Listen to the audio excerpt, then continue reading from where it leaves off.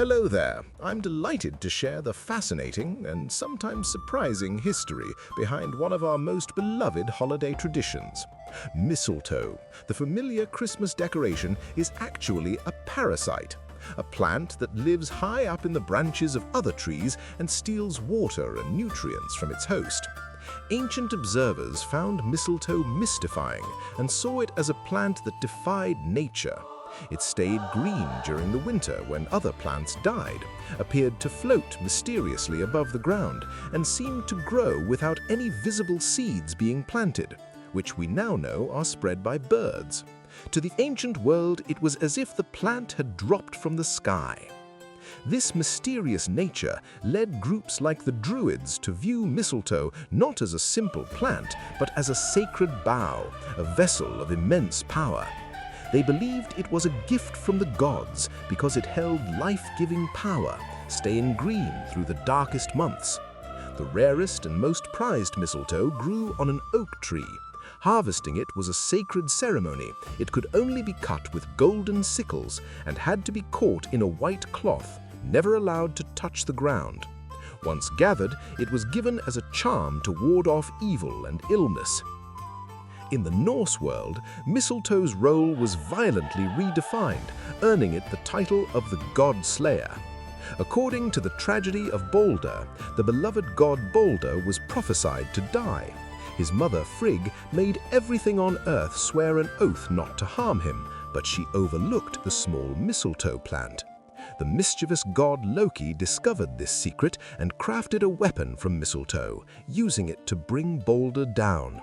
Following this tragedy, Frigg, in her grief, made a vow of Frigg. She swore that mistletoe would never again be used for harm, and instead declared it a symbol of love. This is one of the earliest connections between the plant and affection, even though its origin story is far from romantic. By the Middle Ages, the plant's power was brought down to earth, and it became a supernatural shield, serving as a household guardian against the unseen evils of the world.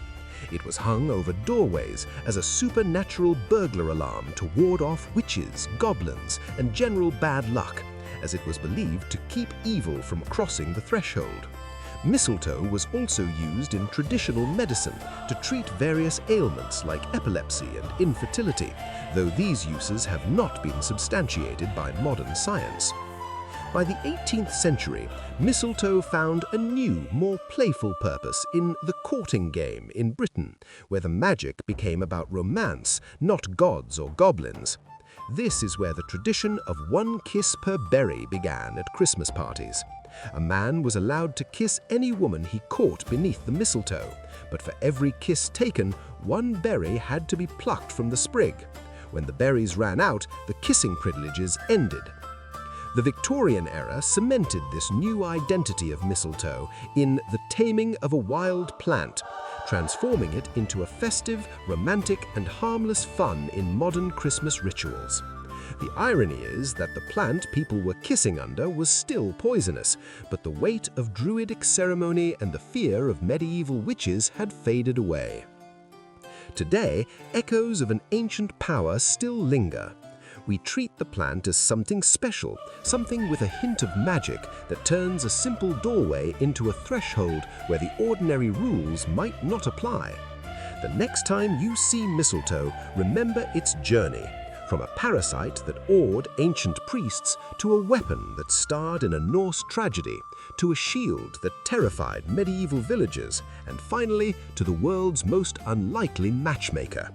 It has survived thousands of years by being strange, mystical, and just a little bit dangerous.